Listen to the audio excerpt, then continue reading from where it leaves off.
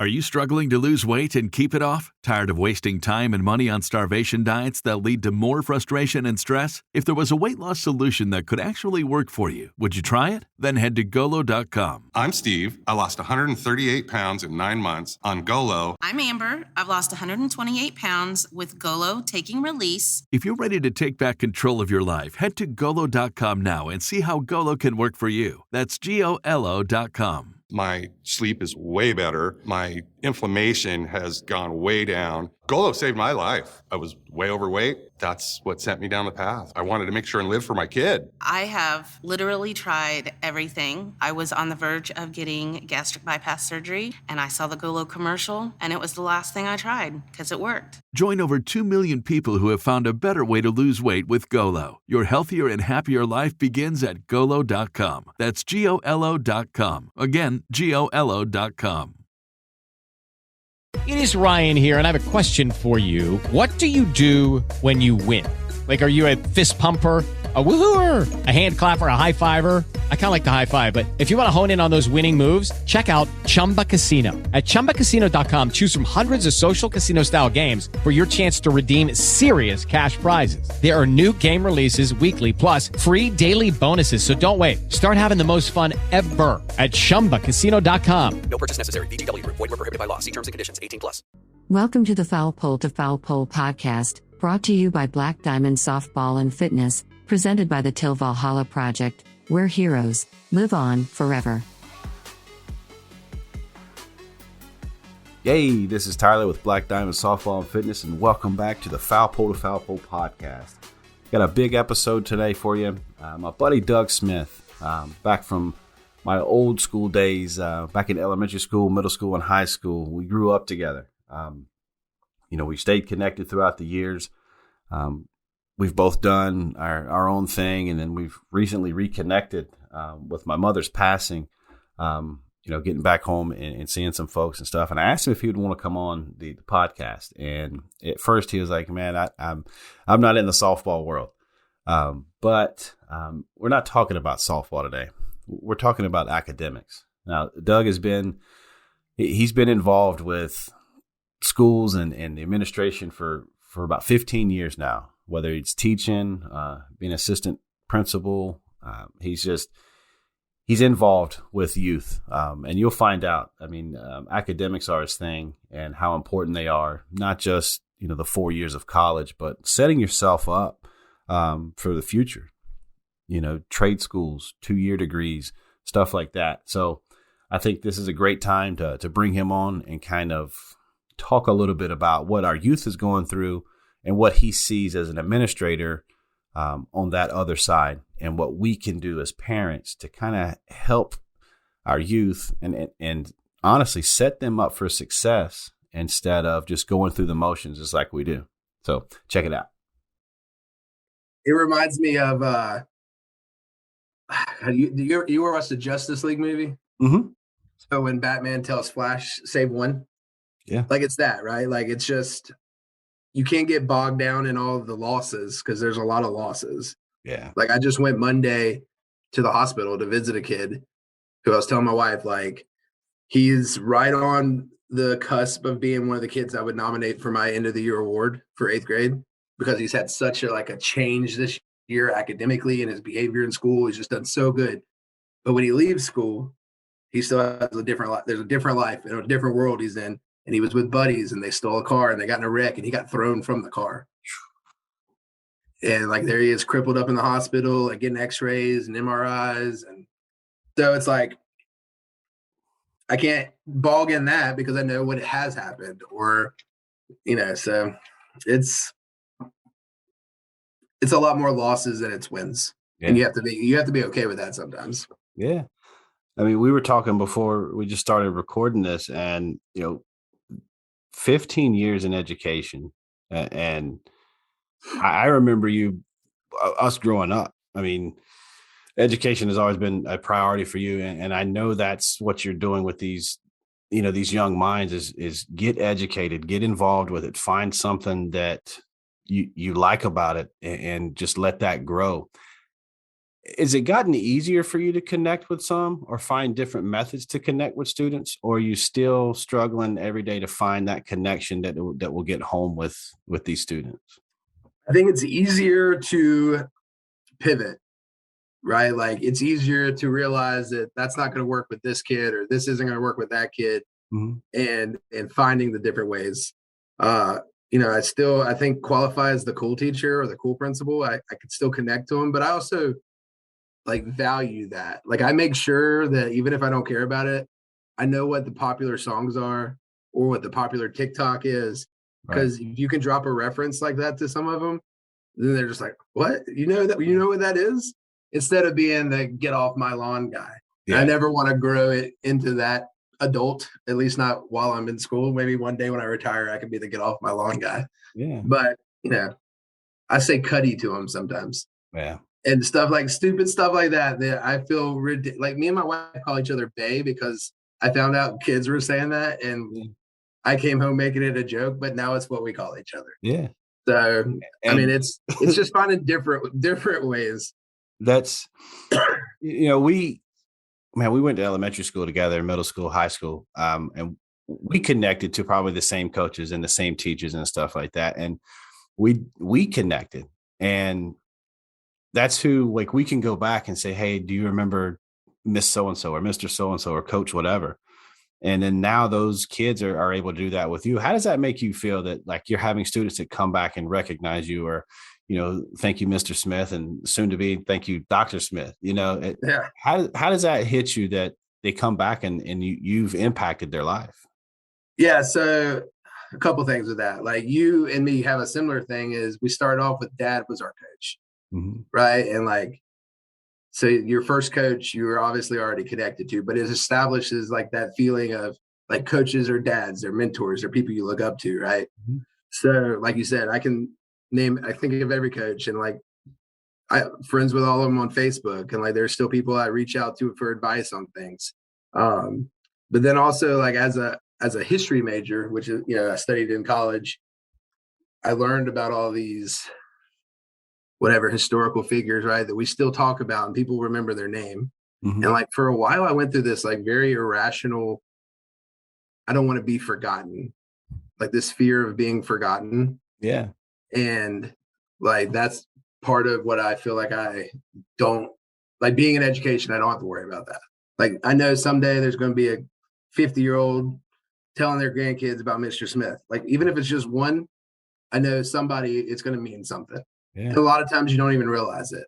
Like it's the old planting a seed that you'll never see the fruit of. Right. Yep. I'm never going to know all the impact I had or whatever, but I know that I am because it happened to me and it happened to you, right? Like we know it happened. So it's definitely a real thing. Yeah. And like going back to my dad, when my dad passed away, the line of former players, and all he ever did was coach rec league, that were at that, from my oldest brother, my middle brother, and me, of people who were there. There were people we hadn't seen or talked to in years, but played for dad when they were on T-ball team and showed up.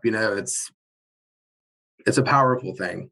So I probably talk about your dad a couple of times a year with my wife, and she has no idea anything. She just entertains the conversation. It'll be something about us playing rec basketball, or it'll be something about, wrestling or something like that. And he was always about the kids. And I see a lot of that in you, that just helping out anyone that you think, may or may not even need it. And I think, man, you getting into education, you were destined to be in here in the lives of kids. And, education has changed over the years. I mean, with technology, of course, that's inevitable. But back when we were learning in textbooks and stuff like that, you having to flip that script and not only learn how to connect with these kids, but you've also got to educate yourself to stay relevant and staying hip to what's going on. Are you learning some of this stuff with your students, and it makes it, kind of fun for you to figure out what's the best way to get to these kids, connect with them technology wise? Yeah. I mean, this thing right here, like it's their drug. I mean, at this point, and it's crazy, man. It's it's taught like, and they always say, well, you're always on your phone, because I have a work cell phone, right? And I try not to be in my office. So that's my computer on the go, right? Right. And I say to him, I said, yeah, but I am sending an email. I am checking this. I am doing that. You are filming a video of you dancing for your friends to see, or you are sharing the fight that happened. You know, I said, so it's not about what you're using, it's what you're using it for, right? What's the process you're doing? And they don't understand like that part of it, right? Like it's not about the thing, it's about the purpose of the thing. Yeah. You know, you can take anything and turn it good. So that's, you know, that part of technology and that thing in schools is a huge fight. Yeah. I think that's probably the one thing that I get on my kids about the most is, I mean, they're constantly, their head is in their device, and it's just everywhere. So it's, you know, you as an administrator and parents too, it's like, how do we, it's everywhere. So you don't want to take it away from them, because then it's like, okay, well, here's this kid that doesn't have that phone or doesn't have that piece of technology. So we've got to be able to use it, because that's the only way sometimes that we're able to connect with them. Yeah. And well, you know, honestly, what's funny about it is that pre-COVID, right, there was this push of technology. Right. Obviously, COVID accelerated it. And now, like my district, every kid gets a computer. They get one from elementary school. They get a new one in middle school. They get a new one in high school. Yeah. And what you hear from kids, as much as they're connected to their phone, is that I just wish we could do this on paper. Wow. And like they hate their computers now at this point. Yeah. Because what's also happened with that is teachers who went through COVID haven't come out of COVID, and they're still teaching like they're teaching from home. So the kids are just working through stuff online, and the teacher's like helping, but the kids, like, they're not getting that personal interaction the way you did without the computer. Right. And then your other kids who have your ADD, your ADA, you know, those kids have it sitting in front of them and they've skewed off to YouTube. Right. And they know that they recognize it. And like, that's why a lot of them are like, I can't, this thing's in front of me, I'm not going to do work. Yeah. And they beg for it. So when our foster son came to live with us and he started going to school at Ellis, first thing he said was, I like this school so much more because we don't always use our computers. That was like his first comment about going to Ellis. That's huge. So it's COVID like created that acceleration, but like the reverb back from kids has been a want to go back to more traditional stuff. Yeah. So that's been an interesting, especially when they walk out of the room wanting to do paper and then want to grab their phone instantly. So it's like this weird dichotomy happening. Yeah. I was going to ask you about the impact of not only just COVID, but I want to talk about coming out of COVID, and you kind of, we segued into that. Teachers had to learn on the fly there, as far as how are we going to be able to connect with our students. It's just like you said, they're at home and they're listening to their teachers through a screen. Different things going on. Mamas and daddies coming in. Others, you know, siblings doing the same thing. So you got a bunch of noise in the background. It's a lot going on. How has that impacted the growth in education for the younger ones? Well, the first thing was, this didn't work, right? Like that life was the hardest thing for, like, I'm gonna pat myself, good teachers, right? Like good teachers lost that ability to make the connections. Mm-hmm. Because it was a box with a name on it. It was the roughest year teaching I've ever had. Yeah. And there was, you know, there's no way to endorse it. But then the sad thing is like the reality is some kids are sitting in a house they don't want anybody to see. Right. And so you can't force them on. So it was this whole like mess of stuff, right? A combination of that. But the coming out of it, I could talk with the rest of the night to you about that. But what has happened coming out of it in schools is it's been the behavior side of things mixed with because we're figuring it out on the fly, and there was so much of the automatic pass, you don't have to turn everything in, like the excuses made side of things. Yeah. That has impacted, like, kids think, oh, it doesn't matter if I turn it in. Right. Like I didn't have to turn it in the last couple of years and I still got passed. And so, people adapt real quickly, right? And so kids in their, especially the group I'm in, middle school, in their formative 5th grade, 6th grade years, we're essentially told it doesn't really matter if you do this. So that's been a huge kind of reverb backwards. And then all the lost learning during that time. Yeah. And so teachers are working double time to catch them up while trying to also teach them what they're supposed to be learning. Yeah. So that has put a huge stress on teachers, but also on kids, because now you're like taking this diagnostic test and it's telling you you're 4th grade level. And like, we need to know that, but kids know that too. And then, what's that telling you? Oh, you're dumb. It's like sends a message to them that they're not good enough. And, a lot of our kids that struggle, that is all they need to hear to say, okay, well, I'm not going to do it. Right. Being told they're not good enough. Yeah. And then on the other side of that is, if you think school is like this, your socialization place and your place where you learn a lot of the values and how to act, for the people who don't have it at home, right? School is where they got it. Yeah. Well, they spend a year and a half without it, without adults teaching them, without adults doing for them, without expectations, without rules, without routines. And then you thrust them right back in the hallway and expect them to line up and walk to class quietly, or not to put their hands on each other when they haven't seen people. And it's just been, I feel like you can explain it away by that. I don't feel like it's been a change in kids. I feel like COVID did this to them. And I just don't know. I was talking the other night, like kindergartners and 1st graders have only known school. Right. So maybe in 5-10 years, we kind of get back to a normal place. Yeah. That's a great point. All the groups above that.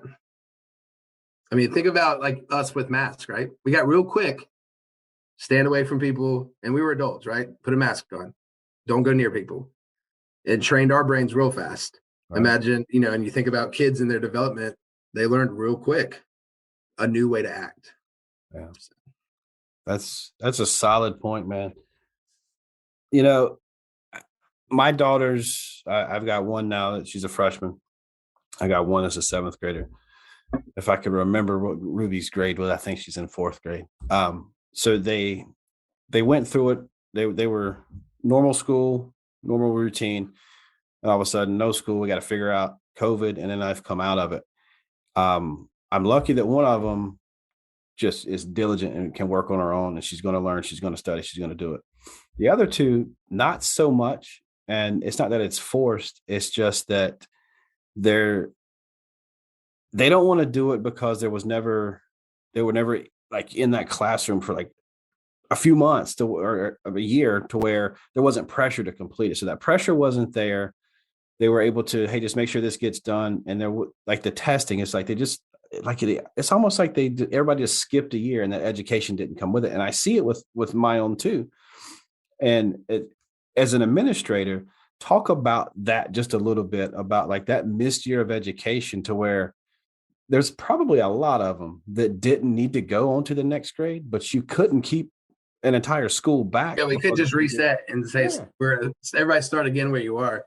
Yeah. And like I said, I feel like that's one of the struggles and the pressures that's on teachers now, right? Because what didn't change is the expectation of that test at the end of the year. Right. And the pressure that comes with that, and the feedback or the kickback from a district or an administrator when your scores are not where they're supposed to be. Like my school that I'm at now, this is my first year there, but we all of a sudden became a low performing school. Hadn't been one, but of course we were, right? It just makes sense that we were, but the scale that we were measured by didn't change with the knowledge of what had happened to kids. Yeah. So it's placed like it's not only placed, the kids already feel the pressure from the test. Yeah. But now the adults are feeling it even more. And because of that, the kids feel it even more. Like the kids are, if nothing else, they're energy feelers, right? Exactly. The way you walk into a room, the way you approach them, they feel every bit of that, right? And so that stress and that tension that teachers are feeling, they feel it, even if the teacher's not verbalizing it. Yeah. That's a good point. So it's been, like I said, It's going to be 5 or 10 years before it flushes out. Yeah. I think too, I look at it as the kids didn't get dumber. They're just progression stopped for a lot of them. Like they're just not learners like that. There are some that can sit down and take virtual learning. Like a lot of us did, virtual classes for college and different stuff like that but we're older, we're a little bit more mature, we're more disciplined, and we can get our work done. This is how you learn it. But the ones that have to have that interaction have to see the teacher's lips move, have to see facial expressions, have to hear certain things, and be in that environment, the assemblies, the cafeteria, that kind of stuff. That's set a lot back, not just academically with paper. I'm talking just, I don't know, societal growth, There's social growth. Yeah. And it's coupled with like I said, the phones, right? Because now they have the same conversations we used to have, but they're in a text thread. Mm-hmm. Like we used to gather in high school and there'd be 5 or 6 of us at somebody's house to play college football together. Yeah. Now they get online and play with somebody across the country, right? So while we were playing games just like they were, we were all in a room having all the side conversations and the camaraderie that was going along with that while the game was being played. Yeah. And like that's been displaced with how they play video games. The phone has displaced how they talk to each other. And then they were home for 1.5 years. And the whole, how do we socially interact with people who look at us different? Like, oh, they looked at me funny. Like they don't even know how to handle that. Yeah. Or somebody who is saying something, they don't, like their instant reaction is to, not necessarily violently, but meet fire with fire, right? If you're saying something to me, I'm going to say something to you. And that's really easy to do staring at a phone and not having to look in somebody's eyes. Exactly. And then they come into the schoolhouse. Decorum went out the window. Yeah. And that person's in front of you now, right? And all that stuff's been said that we would have never said looking at each other. Yeah. So that's a good point. I was talking to Jamie Southern today, and we were talking about how kids, and I call them kids, 16, 17-year-olds, when they go to talk to, potential coaches or future coaches and stuff, they just don't know how to have a conversation anymore. It's all done typing and texting with emojis and that kind of stuff. They don't know how to interact. And that, of course, that's, that is COVID impact, but it's the technology too. Well, if you think about being an awkward 13-year-old before any of that, and now you're an awkward 13-year-old plus all of that. Yeah. That's 90% of the conversations I'm having with kids during the day is how to interact with another kid. I mean, that's 90% of what we're talking about is, is the energy you're giving to a kid who said something to you and how it's like consuming you, and like how you don't have to then just retort by, I'm going to go confront them. Yeah. Like that it's okay. Like people are going to say bad things about you. That's like kind of how life works. But their instant feeling is I need to confront them. And, 2 bullheaded 13-year-olds confronting each other doesn't end in a rational conversation. Yeah. Right. It ends, unfortunately, in a fight. And, we're dealing with stuff that happened outside of school that because they don't know how to deal with it turns into something more inside of school. Yeah. So it's like it's life and social skills is what we are talking about on a daily basis. Yeah. I mean, you're working overtime in those 8 hours because not only are you educating and teaching, you're mentoring, you're also having to kind of go back and reestablish how to socially interact with other human beings. Yeah. That's rough. I mean, I applaud all the educators. I beg for the day when a kid comes in and, her boyfriend broke up with her and she's sad. And it's like a normal thing, right? Like this is something we dealt with. Right. Like a kid walk in, I'm like so happy that that's what I get to do today. Right. Because I'm not teaching you that, throwing your book bag across the room because you can't go to the bathroom right now. Yeah. Is not how we crazy, act. Man. My wife is a substitute teacher for Horry County schools. And she's also a substitute nurse whenever she's off from her travel nursing job. And so she got into it. And some of the stories that she tells me, it's just like, I don't know if I want to substitute because they don't listen. They don't have this moral compass that tells them to listen to whoever's in charge of that classroom. They just don't have that anymore. And it's a generational thing, I'm sure. But how do you guys deal with that, man? What can parents do? I mean, other than parent, what can we say and do to sort of get across and kind of bridge this gap that it seems to be the bridge keeps growing between what goes on at home and what you guys are seeing in the brick and mortar schools? Well, look, I mean, I think that you hit the nail on the head. You got to parent. And the sad thing of what we deal with is we have lots of kids who come into our building they're not getting parented. Yeah. Their parenting is the 8 hours they're with us. And then they're fighting and getting a completely different message at home. I've seen a parent drive a kid to the park for a fight. Like they were planning to meet and the parent drove them there. So kids are different, sure, but parenting is different and families are different. And a lot of what society is facing with that. Hello, it is Ryan, and I was on a flight the other day playing one of my favorite social spin slot games on ChumbaCasino.com. I looked over at the person sitting next to me, and you know what they were doing? They were also playing Chumba Casino. Coincidence? I think not. Everybody's loving having fun with it. Chumba Casino is home to hundreds of casino-style games that you can play for free anytime, anywhere, even at 30,000 feet. So sign up now at ChumbaCasino.com to claim your free welcome bonus. That's ChumbaCasino.com and live the Chumba life. No purchase necessary. VGW. Void where prohibited by law. See terms and conditions. 18+. Lucky Land Casino, asking people, what's the weirdest place you've gotten lucky? Lucky? In line at the deli, I guess? Aha, in my dentist's office.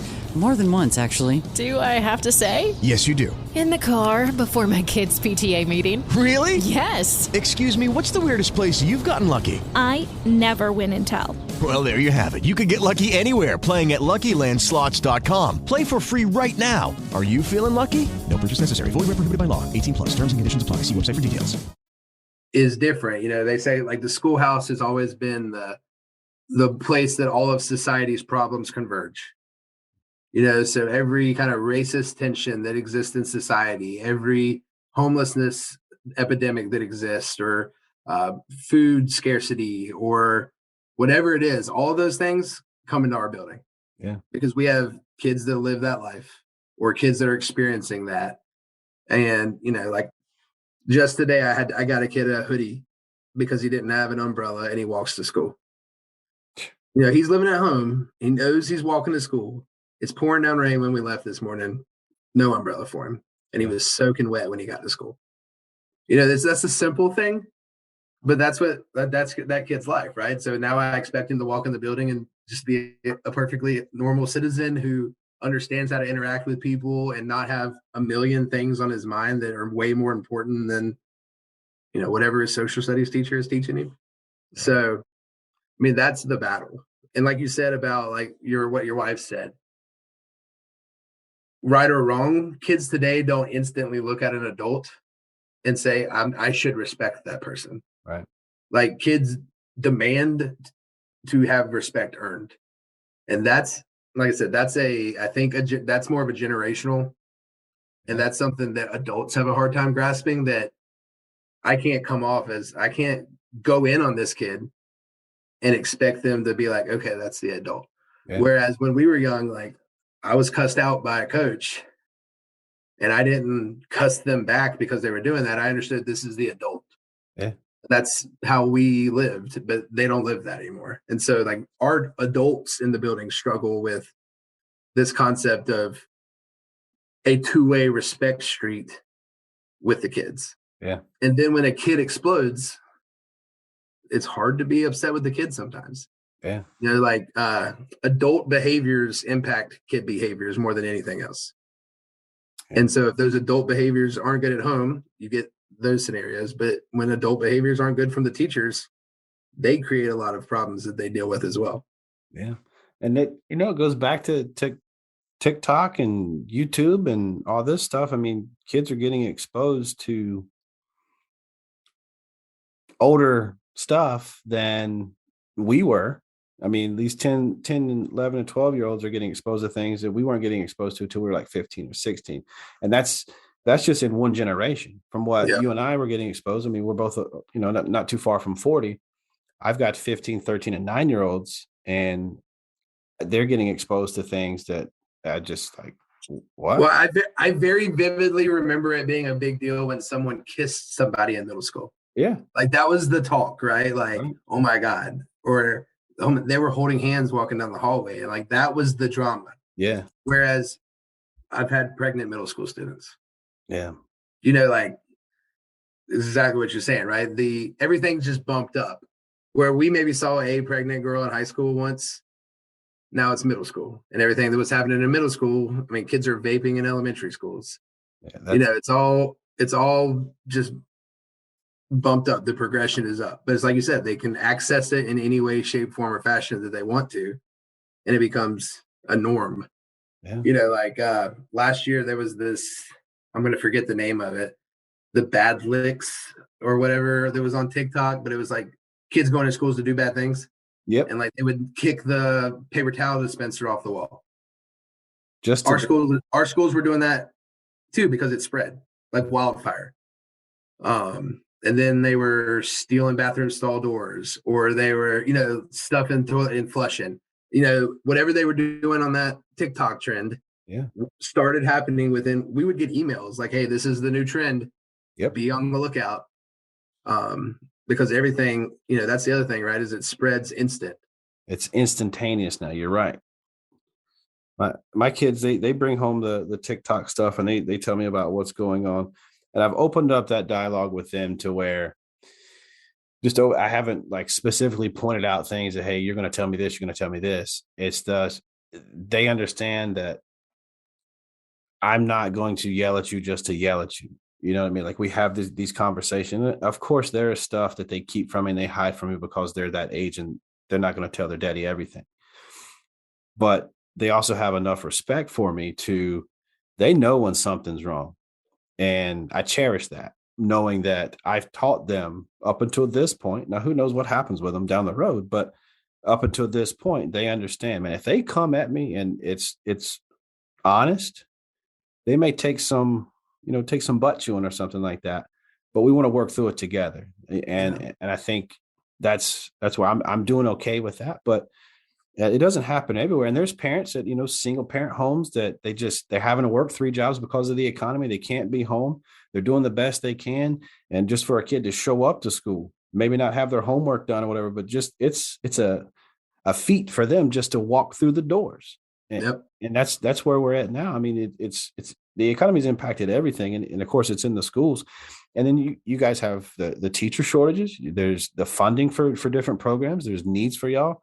I mean, it's just not a good situation. So I think for the most part, the parents are doing the best they can, and you guys are doing the best you can. And hopefully we get back to the point where we're working more together as a community in the school versus here's the parents that are mad at the teachers because they got to take this test or they got to do this, or this is a new requirement.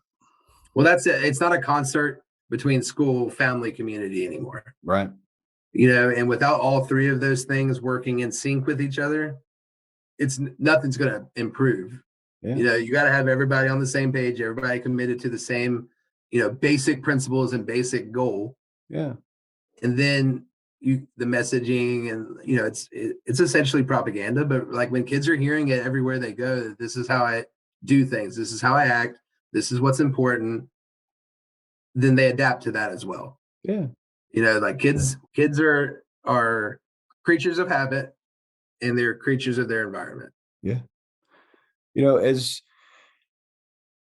As we educate our youth into this crazy society that we're in today, college is a real dream for some. College is an actual goal for them. And you've mentored and you've tutored and you've helped get these kids either on the doorstep or help them with, certain test scores and grades and how to, perform the ACT or the SAT.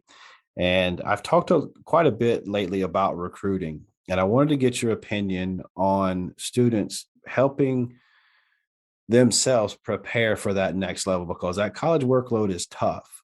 So if you could give a parent some advice that has a kid that is looking to go play college sports, help them prepare for that academic workload that comes with that D1 or D2 athletic schedule, and kind of help guide them a little bit and give them some tools that they could use that may help them? Well, I would say first off, I feel like the parents get it, right? The kids are the ones who don't get it yet. Forgot where my phrasing was going with this. So I speak a lot to kids about being selfish, and they look at me like I'm crazy because like nobody teaches you to be selfish, right? But I tell them you got to be selfish for 18-year-old you and 25-year-old you and 30-year-old you. Like, don't be selfish for 12-year-old you. Right. And you got to think about what is it that you aspire to, whatever it is, and everything you do revolves around that. And like, it's reframing their thinking, because, their frontal cortex, it's not developed. They don't think about tomorrow, but also nobody's asking them to. Right. How often does a 13-year-old get asked, what's your dream? Where do you want to be? Yeah. And then talked to about what that actually looks like and how you get there. And I think that's part of that is part of the parent thing, right? Is having that conversation younger with kids, because what's going to happen is they're going to be 14-year-olds with bad habits, and all of a sudden the GPA counts.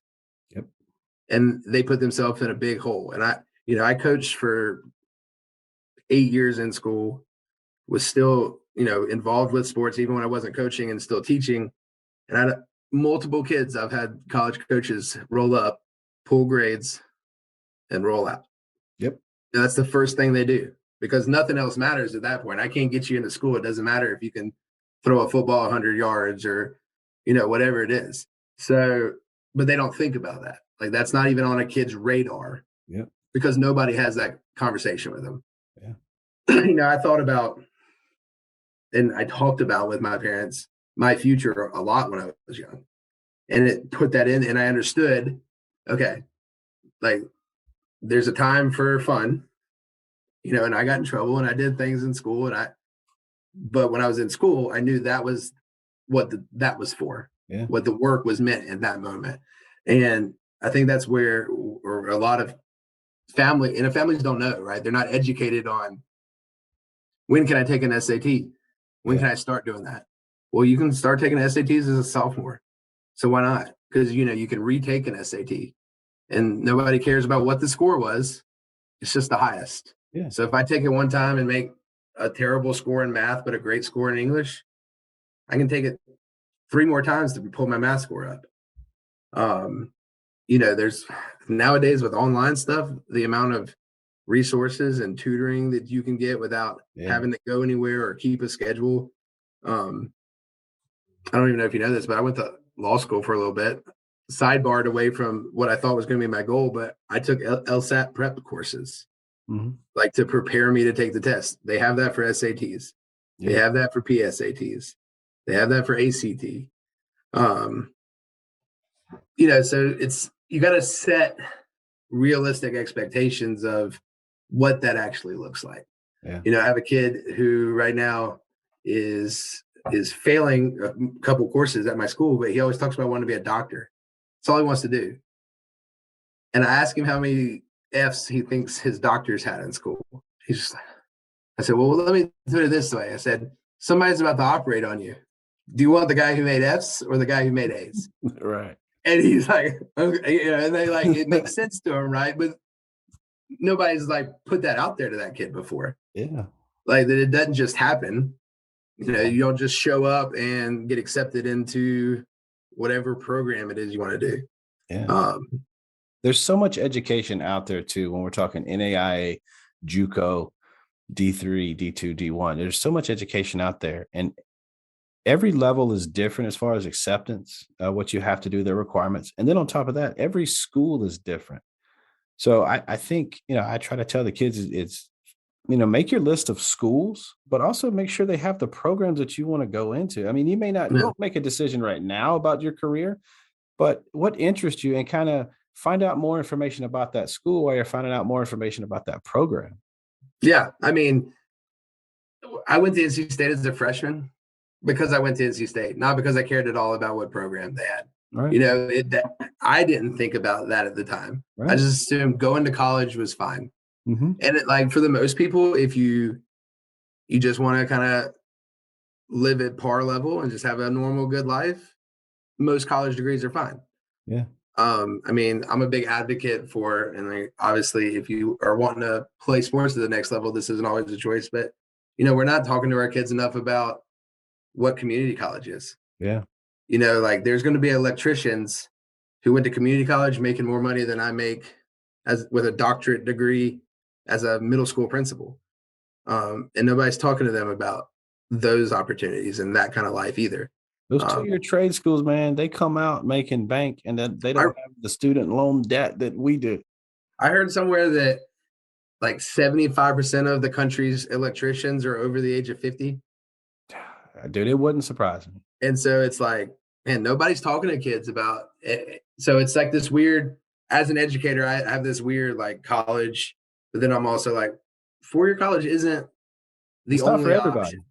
Right? It's not. And I used to look at kids and say, like, it's crazy that I'm teaching this kid 4 years of math, 4 years of history, 4 years of English, when he's going to go work at his dad's carpentry company and he's going to take that business over and he's going to make really good money.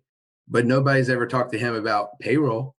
Right. Or nobody's ever talked to him about what, employee insurance is or how to file taxes. So we don't teach kids like the things they need. Yeah. But then also, if you're on that certain track, there is only one track.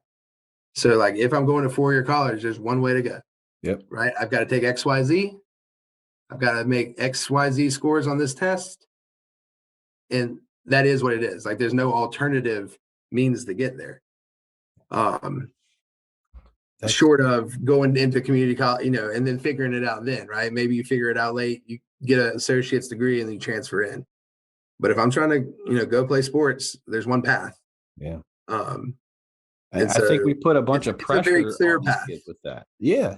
There's a lot of pressure that goes, okay, well, I play travel baseball, I play travel softball or whatever. And this mom and daddy's put a bunch of money into it. And it's like this said or unsaid rule of, man, I've got to play college ball. My 7th grader the other day said, Dad, you know what? One of her friends just committed, and she said that, Daddy, I feel like I'm going to let some people down if I don't go play D1.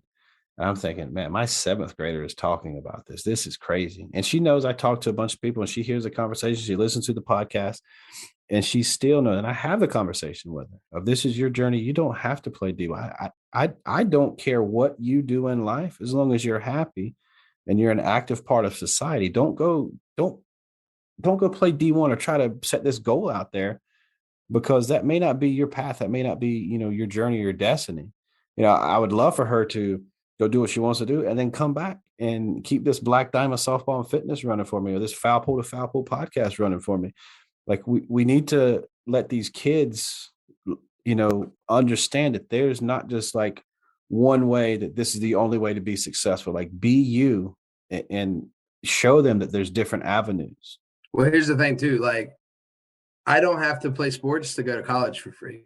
Right. And there's other avenues for that, right? Like going D1 on a scholarship is not the only path to a successful college career or no student loan debt. Yeah. I mean, you probably remember Lindsay Smith. Yeah. She started Wake Forest as a junior because she took AP courses in high school and community college courses in high school and got all that credit and then got scholarships, had to pay for nothing and finished college in like 2.5 years. Yeah. And there's ways she didn't have to play. She didn't have to play, basketball to achieve a dream. Yeah. But the thing about it is if you want to go play, if that is the goal, you got to be able to get there. Yeah. And like I said, I've seen so many kids who, coach is like, yeah, they're great. And that's it. That's all I can say because they don't even have that opportunity. Yeah. They've only focused so hard on one side of it. Yeah. And there's so many scholarships out there up for the taking, but kids just won't do the work. They won't educate themselves on what scholarships are available.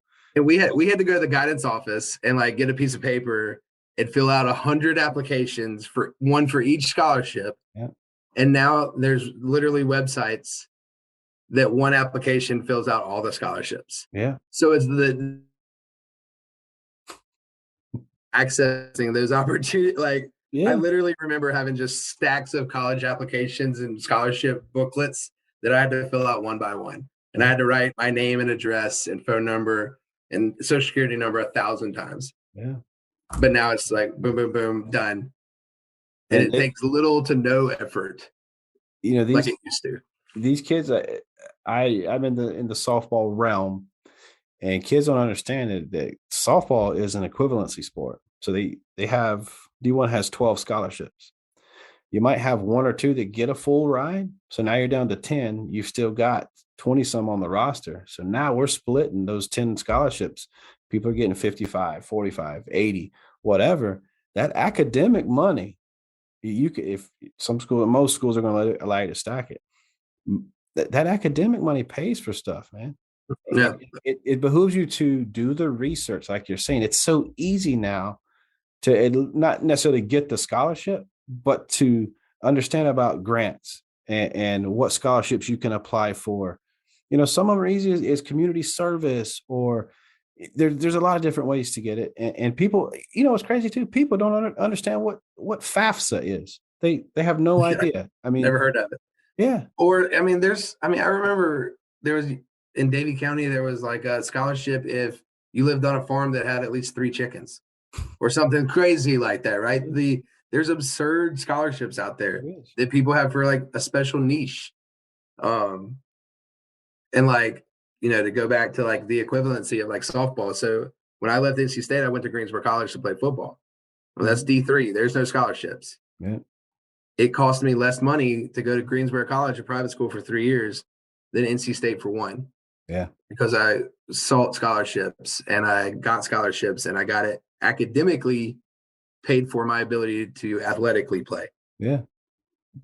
And that's the way that it is, and people don't understand that. You end up, these kids, they'll go and walk on or they'll go do whatever, and they end up paying so much money down the road because they didn't take the time to listen to somebody like you or to go to a website. How do I get a scholarship? And then it opens up college. What are name college scholarships? Yeah. I mean, like you said, there's databases full of them. So I don't know, man. Doug, buddy, I appreciate you jumping on here with me. I know you popped in for my mom's memorial, and we didn't get a chance to talk, but I mean, that's how far we go back, man, to 5 and 6 year olds. And now I'm 38. So I think you're older than me, aren't you? I hit 39 already. So. That's right. Okay. So, I mean, guys, listening to the podcast, Doug comes by this information honest. I've known Doug a long time. I mean, 35 years, something like that, 34, 33 years, something like that. So, I mean, we went to elementary school together, middle school together, high school together. And I know his work ethic, and I know where his soul is when it comes to this type of stuff. You know, when you listen to this podcast, run it back and listen to these points and take some of this home. Education matters. You know, Doug, as we finish up here, man, is there any like parting words for these guys, for these parents, for these, you know, potential college students? You know, what can you say to them that lasting impression that they're going to remember? Well, I'm gonna go back to in reference what we talked about earlier, and you know, remembering our coaches when we were young. Yeah. And a phrase I use repeatedly with my students is a phrase that Mike Herndon used to say to us out on the baseball field, and it was, "If you run with dogs, you catch fleas." And I feel like that applies to every aspect of your life, right? Like if you're hanging out with the kids who don't care about school, you're not going to care about school. If you're hanging out with the kids who do drugs, you're going to do drugs. You know, you're going to catch the fleas of the dogs you run with. And, you know, for young people to understand that and to realize that, you know, if the people around you aren't trying to make you a better person, they're making you a worse one. Yeah. As soon as they figure that out, it's all easy for them. Yeah. We don't want you to be 30 years old and go, you know what? Probably ran with the wrong crowd for 15 years. It's time for me to grow up. Yeah. Exactly. Man. Well, man, I appreciate you jumping on here. It's been a lot of fun catching up.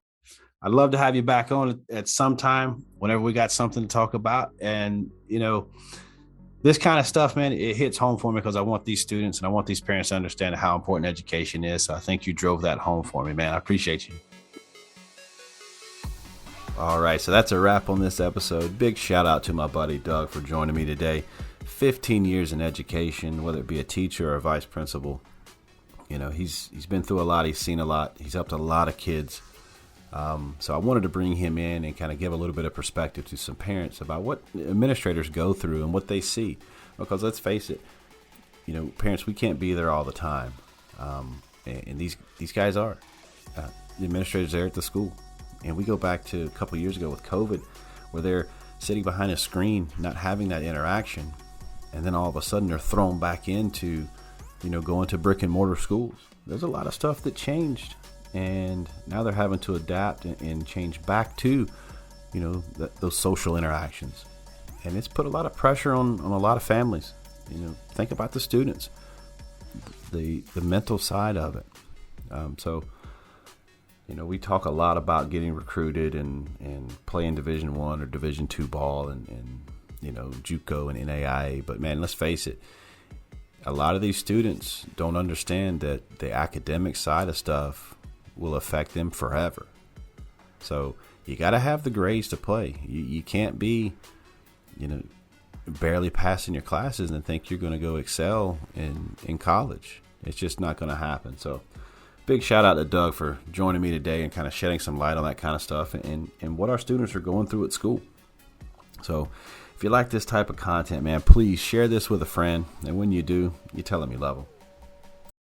Are you struggling to lose weight and keep it off? Tired of wasting time and money on starvation diets that lead to more frustration and stress? If there was a weight loss solution that could actually work for you, would you try it? Then head to Golo.com. I'm Steve. I lost 138 pounds in 9 months on Golo. I'm Amber. I've lost 128 pounds with Golo taking release. If you're ready to take back control of your life, head to Golo.com now and see how Golo can work for you. That's GOLO.com. My sleep is way better. My inflammation has gone way down. Golo saved my life. I was way overweight. That's what sent me down the path. I wanted to make sure and live for my kid. I have literally tried everything. I was on the verge of getting gastric bypass surgery, and I saw the Golo commercial, and it was the last thing I tried because it worked. Join over 2 million people who have found a better way to lose weight with Golo. Your healthier and happier life begins at Golo.com. That's GOLO.com. Again, GOLO.com.